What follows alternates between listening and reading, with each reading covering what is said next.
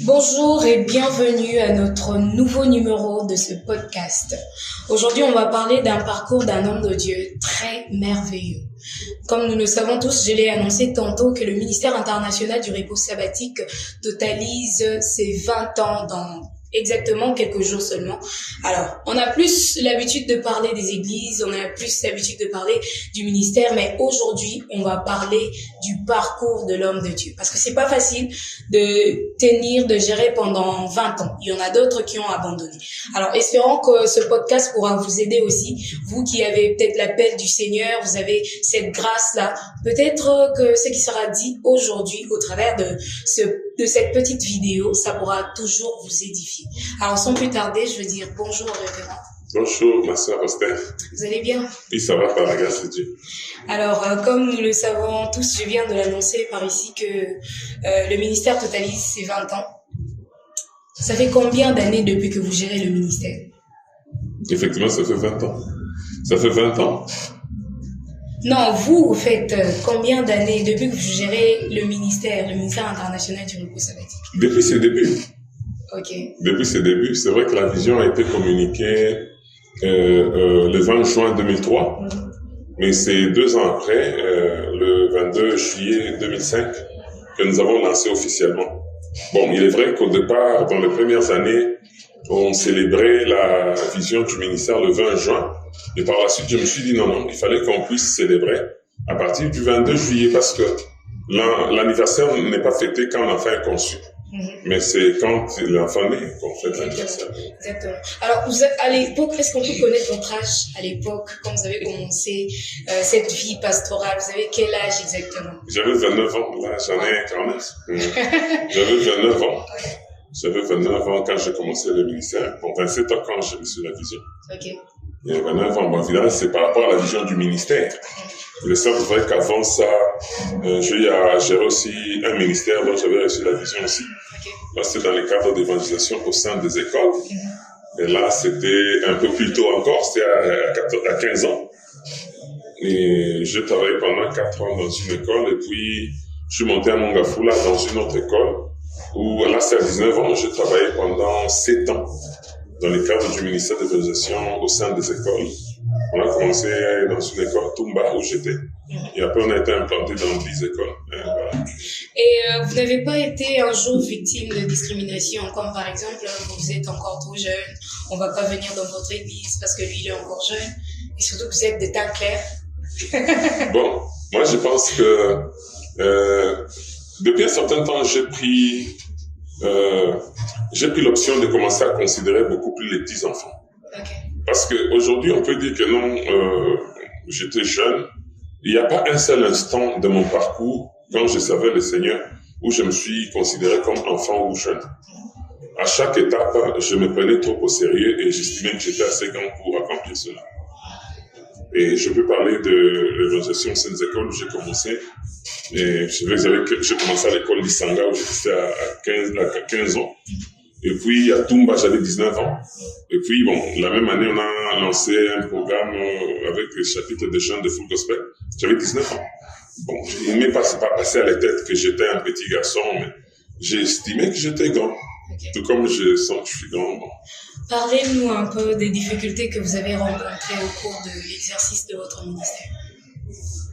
Oh, les difficultés, il y en aura toujours, parce que tant que nous sommes sur cette terre, il y aura toujours des problèmes. Et surtout que le diable n'est pas en congé. Exactement. Le diable travaille, et il travaille, la Bible dit que le voleur ne vient que pour dérober, égorger et détruire. Et nous savons tous que le diable a toujours travaillé pour tenter de défaire ce que tu as fait. Et parmi ces cibles, c'est le service de Dieu. Le parcours n'a pas été aussi facile parce que, vous savez, lorsque vous êtes en train d'œuvrer dans une vision d'un père ou, je sais pas, d'une communauté, c'est beaucoup plus facile que s'il faut commencer partant d'une vision que Dieu vous a donnée. Parce que c'est pratiquement un apostolat.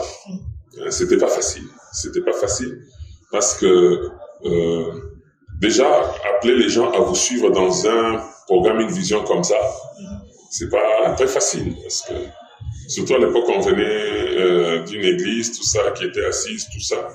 Et il fallait commencer le ministère. Bon, beaucoup de gens Au départ, les gens n'avaient pas bien pris ça. Pour d'autres, estimaient que c'était une rébellion. Bon, pour d'autres, ils estimaient que je ne devais pas partir. Ça, c'est encore une autre histoire, peut-être qu'on pourra raconter plus tard. Comment réagir lorsqu'on sent l'appel de Dieu. Parce que tu peux sentir l'appel de Dieu et c'est beaucoup plus facile lorsque le Père comprend la chose. Si le Père comprend que vous avez un appel, c'est très bien. Mais si le Père ne comprend pas, c'est très compliqué. Ah donc, sans toutefois vouloir vous interrompre, vous affirmez que vous avez été libéré avant de commencer le ministère. Oui, avant de partir, parce qu'il faut dire que j'ai un parcours un peu atypique. Ok. Je me suis converti à JTL, à Lubumbashi. Et une année après, j'étais très jeune, une année après, sur demande de ma maman, je suis parti à Vienvois, toujours à Lubumbashi. Et puis, c'est fait qu'une année après, je devais rejoindre la famille paternelle à Kinshasa. Et là, je me souviens, ma maman m'a dit une chose, parce que c'est maman qui m'a annoncé. Elle me dira que là où tu pars, cherche une église où on vit dans la vérité et accroche-toi. Et après une année, j'ai découvert l'église là-bas. C'est là que j'ai reçu mon baptême. Okay. En octobre, le 25 octobre 90. Et juste après là, alors que je voulais me lancer dans le service, j'habitais Ngiringiri et puis la route qui menait vers Upen, Selemba, s'est coupée en deux. Ça devenait compliqué. Il fallait que je prenne 4 transports pour aller vers Upen. Bon, j'avais 14 ans. Bon, les maisons paternelles ne pouvaient pas comprendre comment je pouvais aller loin alors qu'il y avait des églises dans le barrage. Donc, c'était pas aussi facile. C'est ce qui a fait que j'ai commencé à fréquenter un groupe de prière, Simba 18. Et puis, à un certain moment, il y a l'ami de mon feu grand frère qui est décédé, à son âme, qui est venu m'inviter. En fait, mon frère était parti à ce groupe de prière-là et dans le cadre des suivis, on est venu les chercher. On l'a pas trouvé, c'est moi qu'on a trouvé, on m'a invité à ce groupe de prière. J'arrive, j'ai trouvé un petit groupe de gens, de jeunes. Curieusement, j'ai senti un attachement et je suis resté là. Et quand je reste là, une semaine après, bon, c'est une église dont le pasteur venait de mourir 4 mois plus tôt. Et quand j'arrive là, on venait d'envoyer notre serviteur de Dieu, qui est venu juste une semaine après moi. Il devait former des gens, bon. Et c'est à ce qui, pendant 4 ans qu'on a évolué, Docteur Emmanuel Kama, c'est là que j'ai évolué avec lui. Et 4 ans après, je devais maintenant monter à Mongafula. À Mongafula, c'était pour des raisons sociales, mais par la suite, le Seigneur a fait comprendre qu'il avait un grand travail à faire avec nous ici à Mongafula. Et ceux qui devaient vous accompagner, vos collaborateurs, depuis le début du ministère jusqu'à aujourd'hui, sont toujours présents? Non, bon. Il faut dire que lorsque nous avons commencé le ministère, j'avais 4 collaborateurs. Bon, dans le contexte de la communication de la vision, on était à 5, nous étions dans une retraite. Avec 5 frères. Bon, il y a un qui était parti dès le départ, mais les 4 autres ont évolué avec nous. Oui, ils ont évolué avec nous. Et puis, 2 autres se sont joints. Bon, malheureusement, de tous, il n'y a qu'un seul qui est resté. Et comment vous vous sentez après leur départ? Bon, il est vrai que tout départ fait toujours mal. Tout départ fait toujours mal, mais à un certain moment, lorsqu'on comprend que c'est la volonté de Dieu, parce que le plus important, c'est, je crois qu'on voit avec Abraham. Abraham devait partir, il avait sa mission. Malgré qu'il aimait beaucoup son neveu Lot, à un certain moment, il devait se séparer. Dans le rapport humain, c'est vrai qu'il y a toujours des affinités qui se développent lorsque vous avez passé du temps avec quelqu'un. C'est vrai qu'il y avait des affinités avec ses frères parce que pour la plupart, ils étaient à 4. 3, ce sont des enfants qu'on avait encadrés dans la foi. Et 1, c'était un collaborateur parce que c'est avec lui qu'on avait commencé de travailler à la cellule. Parce que quand je partais de l'église, je partais pratiquement de la cellule aussi. Donc, ces collaborateurs-là qui étaient très proches, très familiers. 1 mois après, bon, ils sont aussi partis. Et là, on a commencé à prier ensemble, tout ça. Et c'est toujours dans le programme de prière, une fois en retraite, que le Seigneur va me communiquer la vision. J'ai senti qu'il y avait quelque chose qu'il fallait faire, mais je n'avais pas encore une lumière assez claire par rapport à ça.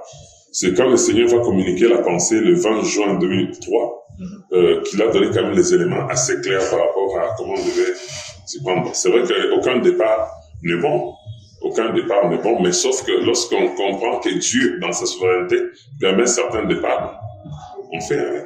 Mais 20 ans de ministère, c'est quand même beaucoup. Est-ce que vous pouvez affirmer de vous-même que Dieu est réellement en train d'applaudir le travail que vous êtes en train de faire, de l'œuvre où Dieu veut vraiment vous voir. Vous êtes sûr que vous êtes vraiment là? Ce qui va, c'est que si on a parcouru 20 ans, je pense qu'il y a encore beaucoup à faire. Il y a encore beaucoup à faire dans le cadre de la vision. Et vous savez, la plus grande difficulté lorsqu'on a une vision, c'est qui fait que lorsque les collaborateurs ne comprennent pas ça, ça choque. Parce qu'en fait, la vision, c'est comme un programme qui est dans votre tête. Vous comprenez? C'est vrai, vous pouvez avoir communiqué, vous pouvez avoir écrit, mais la compréhension, elle est dans votre tête. Hein? C'est un peu comme Moïse qui avait reçu le modèle du tabernacle. C'est-à-dire, tant que les collaborateurs ne reproduisaient pas ce que lui avait dans son esprit, il ne pouvait pas dire que non, c'est bon. Je peux dire que jusque-là, Dieu nous a accompagnés. Une bonne partie du travail est faite. Je suis convaincu qu'on a encore une bonne partie à faire. Et cette 20e année, c'est le début d'une autre étape fondamentale par rapport à la grande tâche. Mais il faut dire que le gros, si je peux dire que les éléments qui devaient nous permettre de décoller, je peux dire actuellement qu'on a tous ces éléments. Ok, gloire à Dieu. Alors, s'il faudrait encourager aussi ceux qui ont le même appel que vous, qu'est-ce que vous allez leur conseiller, les critères de choix des collaborateurs? Si vous avez la grâce pastorale, tout ça, les critères de choix. Bon, il est certes vrai qu'on peut élaborer un choix par rapport à des collaborateurs, mais le plus important, il faudra que ceux-là soient inscrits dans la pensée de Dieu. Vous voyez? Bon, il est certes vrai que sur base de ce que vous connaissez, vous pouvez aussi élaborer un critérium pour le choix, tout comme par rapport au choix de la femme. Lorsque tu te connais assez, tu pourras savoir le choix qu'il faudra. Et si tu as une idée par rapport à l'appel au ministère, lorsque tu veux faire ton choix, tu devras tenir compte de cela aussi. Mais dans tout ça, le plus important, c'est de s'abandonner entre les mains de Dieu. Pas celui qui est le maître de l'œuvre et celui qui recrute aussi les collaborateurs par rapport à son œuvre. Et révérend, on parle de 20 ans de ministère et non 20 ans de l'Église. Établissez un peu cette différence-là, ministère et Église. Bon, en fait, l'Église, notre ministère, c'est le ministère international du repos sabbatique. Et notre Église, c'est l'Église Monde des Oliviers. En fait, le ministère, c'est un service. En son sein, nous avons 8 structures, le MIREPS. Et l'Église Monde des Oliviers, c'est la première structure du ministère. Il y a un conseil qu'un homme de Dieu, que je salue en passant, le pasteur Yves Wama. C'est un aîné qui a aussi une expérience parce qu'ils avaient commencé l'œuvre avant nous. Lorsque nous avons commencé le travail, le Seigneur, avant qu'on lance, le Seigneur m'a mis à cœur de l'approcher, d'approcher quelques hommes de Dieu, je crois 2. Il y a lui et un autre que j'avais approché, et lui m'a beaucoup encouragé. Il m'a dit une chose. Il dit, j'aimerais dès le départ que tu évites de commettre une erreur que moi j'ai commise. Il dit, l'erreur c'était, Dieu m'avait donné la vision d'un ministère. Un ministère, c'est un ensemble de services.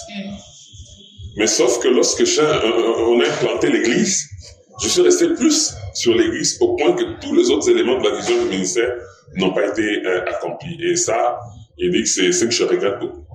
Alors c'est un conseil que j'ai pris beaucoup au sérieux parce que je me suis dit, Dieu n'avait pas donné la vision d'une église, il m'a donné la vision d'un ministère dans lequel il y aurait l'église. Ce qui a fait que j'ai pris pendant 12 ans pratiquement, on a évolué pendant 12 ans avec le petit ministère pour commencer l'église bien après. Donc l'église a commencé 12 ans après le lancement du ministère. Ce qui fait qu'aujourd'hui, le ministère est beaucoup plus connu que l'église. C'était ça mon objectif. Parce qu'aujourd'hui, l'église Monde des Oliviers, lorsqu'on parle, on voit Pasteur Bob, on l'attache plus au miracle. C'est à peine que les gens peuvent comprendre qu'on l'attache aussi à l'église Monde des Oliviers. Bon, pour moi, c'est un pari réussi. Le ministère, c'est un ensemble de services. Par exemple, dans le cadre du ministère, nous avons l'église qui prend en charge la pastorale au sein du ministère, parce que nous savons tous qu'il y a 5 ministères, n'est-ce pas, de l'église corps du Christ. Et chaque ministère a sa particularité. L'église est censée être dirigée par un pasteur. Donc, la communauté Monde des Oliviers, c'est l'ensemble de toutes les églises qui sont implantées dans les cadres du ministère. Donc, à part ça, nous avons cette autre structure. Donc, le ministère, c'est le tout. Voilà. Et là, je reviens justement sur vous. Parlez-nous un peu comment est-ce que vous avez reçu l'appel du Seigneur. dans la vie pastorale? Comment est-ce que vous avez découvert que là, c'est Dieu qui est en train de m'appeler pour exercer dans la pastorale? Ah, là, c'est une autre question qui pourra faire l'objet d'une autre émission prochainement, mais je vais quand même donner quelques éléments. Donc, ce qui est vrai, c'est que l'appel vient de Dieu. L'appel vient de Dieu. Et la plupart des personnes qui ont reçu l'appel de Dieu, en tout cas pour la plupart, ils n'étaient pas très favorables. Ouais. Moi, je me rappelle, c'est vrai que j'étais trop attaché aux choses de Dieu depuis ma petite enfance. Puis dans ma petite histoire, j'ai encore l'image de mon engagement dans la chrétienté. Évidemment, là, j'étais encore dans une autre église, 8 ans jusqu'à 11 ans. C'est à 11 ans que j'ai rejoint, avec engagement, l'église pentecôtiste. Quoi qu'à 8 ans déjà, maman m'a amené, ouais. Et quand, à 14 ans, je me lance dans les discipolats, là, j'ai réalisé que je m'engageais. En fait, là, j'avais maintenant une conscience d'un sérieux. Et là, je disais que je vais prier pour le salut de mon âme. Donc, il n'était jamais question, pasteur, pas que ça, je n'y pensais même pas. Mais je me souviens, en 1993, nous sommes allés faire une veillée avec mon père, dans la foi, docteur Emmanuel Kama. On allait prier, l'équipe d'intercession allait prier pour une autorité à l'époque. Nous sommes allés, et ce jour-là, le docteur a dit que c'est toi qui vas prêcher. Bon, je me rappelle, j'ai prêché ce jour-là, c'était en 93. Et il m'a dit, tu es un docteur, après mon intervention. Bon, déjà, quand il m'a dit ça, pour moi, il était question, ou tout, sauf ça. Donc, je n'aimais jamais ça. Pour moi, j'ai dit, j'apprends pour ma vie chrétienne. Donc, et puis, quand en 95, je monte à Mongafula, l'église que j'ai intégrée, le pasteur, on m'insère dans des structures, et puis on me met parmi des officiants. Bon, au départ, là, je ne voulais pas. Quand j'ai affouillé 2-3 fois, et puis une fois, le pasteur avait organisé une réunion, c'est là que j'ai senti une certaine pression, que je devais laisser Dieu faire les choses comme il voulait. Mais là aussi, ce n'était pas très facile parce que je voulais que les choses se fassent de ma façon, mais Dieu m'a coincé, il m'a brisé. Il m'a brisé, il m'a coincé jusqu'à ce que je devais comprendre que je devais m'aligner par rapport à sa voix. Ce n'était pas facile. Mais aujourd'hui, bon, c'est un peu comme avec des blessures sur le corps, des fouets divins, mais on s'est aligné parce qu'il fallait qu'on rentre dans la pensée de Dieu. Donc, c'était pas facile. Alors, révérend, comme nous le savons tous que la Bible dit, cette fois le juste tombera, cette fois il se relèvera. Alors, dans votre parcours, non seulement étant pasteur, mais étant enfant de Dieu, il vous est arrivé aussi de tomber dans le péché. Tomber dans le péché.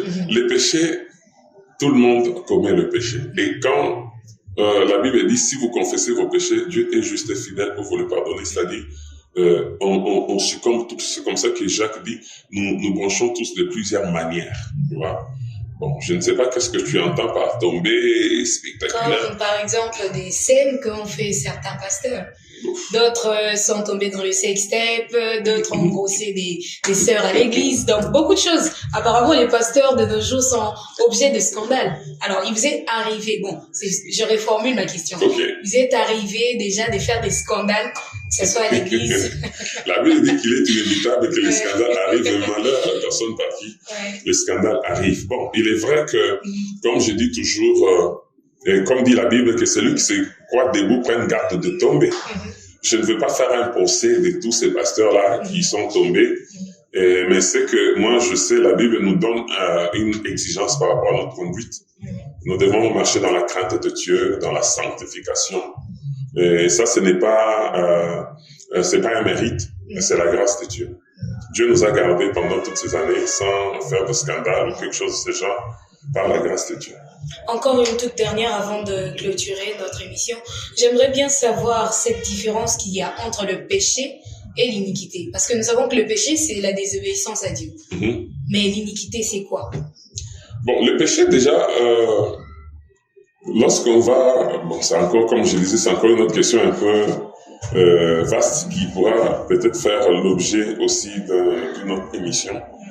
Bon, déjà, quand la Bible définit le péché, on dit c'est... Bon, il y a plusieurs définitions. On peut pas définir comme anomia du latin. Anomie, c'est-à-dire sans norme. On peut définir aussi les péchés comme la transgression de la loi. C'est la définition que moi j'aime. Les péchés comme la transgression de la loi. C'est-à-dire loi comme principe, loi comme disposition établie, dans ce cadre-là, une convention humaine, lorsque vous allez à la rencontre, vous péchez aussi parce que c'est une disposition ouais. Par exemple, si, c'est quoi quand la Bible dit, si deux personnes s'accordent sur la terre pour demander quelque chose, et là, ça va accorder. C'est-à-dire, en d'autres termes, on dit, si deux personnes se conviennent, c'est-à-dire, c'est une convenance. Les anglophones appellent covenant. Covenant, c'est alliance, n'est-ce pas? C'est-à-dire, tout celui qui va à l'encontre d'une disposition prise ensemble, il pêche. Tu vois? C'est comme ça, lorsque vous violez la constitution des pays, vous péchez contre Dieu. Lorsque vous allez à l'encontre de lois d'arrivée, vous péchez. Ouais, donc c'est une notion qui est tellement qui vaste, comme je disais, qui pourra faire l'objet de... Parce que lorsqu'on parle de l'homme du péché, n'est-ce pas? L'homme du péché. Donc c'est une notion qui est très vaste et je préférerais qu'on l'aborde prochainement. Okay. Mais est-ce que pour devenir pasteur, c'est obligatoire de faire des études théologiques? Moi, j'ai toujours conseillé ça. J'ai toujours conseillé. Pourquoi? Parce que Dieu a placé en nous une intelligence, n'est-ce pas? Et chaque discipline... Pourquoi est-ce qu'il y a des médecins aujourd'hui? Pourquoi est-ce qu'il y a de médecins, il y a des ingénieurs? Pourquoi? C'est parce qu'il y a des besoins dans la société qui exigent que les gens soient formés par rapport à ça. Exactement. N'est-ce pas? Et qu'est-ce que les médecins apprennent? Il est certes vrai qu'il y a des connaissances générales que tout le monde peut avoir, n'est-ce pas? Mais il y a des connaissances spécifiques qui rentrent dans le domaine de chaque personne. Mais pourquoi on estime que dans toutes ces autres disciplines, il y a une nécessité de formation, mais pour la chrétienté, il n'y a pas de nécessité? Il y a besoin de formation. Parce que je dis toujours, la Bible n'a pas été écrite en français. Elle a été écrite dans les langues originales, l'Ancien Testament en hébreu, et puis quelques passages en araméen, le Nouveau Testament en grec. Mais ce sont des gens qui ont étudié les langues et les principes d'interprétation, on appelle des théologiens pour la plupart, qui ont rendu possible, qui ont mis la Bible dans nos langues que nous avons. Et ça, il fallait qu'il y ait des gens aient étudié. Parce qu'aujourd'hui, quand on parle de l'herméneutique, ce n'est pas une discipline forcément chrétienne, c'est une discipline séculière. Que les gens apprennent l'herméneutique, l'exégèse, et les gens apprennent autour de ça parce qu'ils doivent interpréter les textes. Et lorsque vous interprétez les textes, donc vous étudiez les textes, vous devez les interpréter pour communiquer. Il y a des principes à apprendre. Il y a l'éthique aussi, parce qu'aujourd'hui, il y a beaucoup de scandales, comme vous venez de parler. Des scandales. Pourquoi il y a beaucoup de scandales? Bon, ça, c'est encore une autre question. Mais en grande partie, s'il y a un problème d'éthique. L'éthique, c'est une discipline qui est presque dans toutes les sciences. Éthique et déontologie qui définit la faisabilité, la pratique. Hein, comment est-ce que nous devons nous comporter? Ouais, cela est très important. Et si, aujourd'hui, on peut avoir l'appel, mais il est important d'être formé. C'est vrai que l'appel, on ne va pas le prendre à l'école, non. C'est pourquoi j'ai toujours conseillé, il est toujours important lorsque tu es convaincu de ton appel et d'aller en formation. Parce que si tu vas en formation théologique sans avoir l'appel, sans avoir une bonne idée de ce que tu as à faire pour dire, tu prendras un appel là-bas. Et c'est compliqué. Je connais la plupart des gens qui sont partis là-bas. Voilà quelqu'un qui a fait la théologie parce qu'il n'avait pas la possibilité d'autres études. Il devient théologien. Sans appel. Et c'est très compliqué. C'est comme si vous donnez un couteau à un irresponsable. Mais celui qui doit donner des cours théologiques doit forcément être pasteur? Pas forcément. Pas forcément, parce que c'est comme ça que... Il y a un livre sur lequel je suis en train de travailler, l'Église face au défi de la pastorale. Le chapitre 2, je développe la formation, les défis de la formation. Et là, il y a un point où je parle sur la formation théologique. Et c'est là où je disais que la théologie est une vocation. Je dis que c'est une vocation, c'est un appel. Ça dit, quelqu'un peut être appelé à être théologien sans forcément être appelé à un de 5 ministères. Parce que comme je disais, aujourd'hui, si nous avons les différentes versions de la Bible, c'est parce qu'il y a des gens qui ont pris le soin d'étudier les langues d'origine. Les Grecs, l'araméen, n'est-ce pas? Alors, ils ont étudié. Aujourd'hui, on a plusieurs options, plusieurs versions. Vous avez juste un petit exemple. Je fais ce petit exemple. Quand tu prends la traduction écuménique de la Bible qu'on appelle TOB, tu prends Louis II. Ces deux versions, tu prends le texte de Jean 1, 14. TOB dit, le Verbe s'est fait chair. Alors, si vous prenez Louis II, il dit, la parole a été faite chair. voyez déjà, lorsqu'on fait l'analyse de deux textes, ça donne l'impression comme s'il y a une contradiction. Parce que, remplaçons le verbe par la parole. Donc, Top dit, la parole s'est faite chair. Tandis que Louis II dit, la parole a été faite chair. Or, si la parole s'est faite chair, ça veut dire d'elle-même, elle s'est faite chair. Et si on dit que la parole a été faite chair, c'est quelqu'un qui a fait de cette parole chair. Donc, vous comprenez déjà que les deux traductions-là montrent qu'il y a déjà un soubassement doctrinal. Mais si vous prenez par contre la version d'Arby, lui dit quoi? Il dit les verbes deviennent chair. C'est-à-dire, et Top et Louis II ne sont pas contredits par Darby. Parce que les verbes peuvent devenir chair parce qu'il y a quelqu'un qui en a fait chair. Il peut devenir chair comme parce qu'il s'est fait de lui-même chair. Donc, voyez, alors, avant de clôturer, c'est vrai qu'aujourd'hui, c'est le 30 juin, nous fêtons l'indépendance. Ça va faire 65 ans depuis l'obtention de l'indépendance. Bon, on ne veut pas entrer dans des polémiques, ni vous poser des questions en ce sens, mais un petit mot pour la nation. Moi, j'aime beaucoup ma nation, j'aime beaucoup le Congo. Mon âme est trop attachée à ma nation. Je me rappelle quand j'étais en 6e primaire, 13 ans par là, je me souviens que je courais après le cours pour aller suivre la conférence nationale parce qu'il passait à la télé. Je peux même aujourd'hui raconter l'histoire de nos pays de 90 à 97. Non pas parce que j'ai lu, mais parce que j'ai ça dans ma mémoire. C'est une situation que je suivais de près tout petit. J'étais trop attaché à mon pays. J'aime beaucoup mon pays et je souffrais quand mon pays souffrait. À un certain moment, je commençais à me dire que non, je risque de mourir si je continue comme ça. J'ai voulu développer une indifférence, mais ça n'a pas marché. Parce que j'ai compris que je suis attaché à cette nation. J'aime mon pays. Aujourd'hui, c'est la 65e année. Je rends grâce à Dieu parce que lorsque je suis une vidéo de Patrice Emery Lumumba, qui prévenait un peu comme un leader, qui, sachant qu'il n'allait pas arriver ou traverser de grands obstacles, il a cédé juste le bâton relais à la génération en disant le complot était déjà fait, les plans étaient déjà établis, celui d'imposer un gouvernement contre la volonté populaire. Il avait dit qu'il y a une nation qui voulait balkaniser, la Belgique voulait balkaniser le pays. Il a même dit que l'éclatement du Congo, c'est demain. C'est-à-dire, je vois dans cette lecture l'expression d'un leader visionnaire, conscient qu'il ne va pas atteindre l'objectif. Il cède le bâton relais à la génération qui suivait. Nous avions cette responsabilité de porter ces bâtons relais pour les léguer à la génération qui suit. Parce que lui, sachant qu'il n'allait pas franchir, il a donné ça. Donc, il a lâché les pays entièrement à la génération qui suivait. Nous avons hérité, là, évidemment, pour plusieurs générations, nous avons un pays hérité tel que dans ces dimensions, évidemment, avec tout ce qu'on a comme défi, la guerre à l'Est. Mais aujourd'hui, je rends grâce à Dieu parce que lorsque je regarde comment les choses évoluent, pas forcément que j'ai une considération pour X ou Y politicien, mais par rapport à la nation, je crois que j'ai un espoir que les choses iront bien. Que Dieu bénisse notre nation, que Dieu bénisse tous les Congolais. Moi, je crois en la destinée prophétique de ces pays. Voilà pourquoi je suis trop attaché. Que Dieu vous bénisse. Amen. Merci beaucoup, pasteur. En tout cas, c'était vraiment un plaisir de vous parler. Et c'est par ici, fidèles téléspectateurs, que nous concluons cette émission. Si vous avez aimé ce programme, n'hésitez surtout pas à vous abonner sur notre chaîne YouTube, activer la cloche de notification et partagez également à vos proches. Du reste, nous vous souhaitons une bonne journée.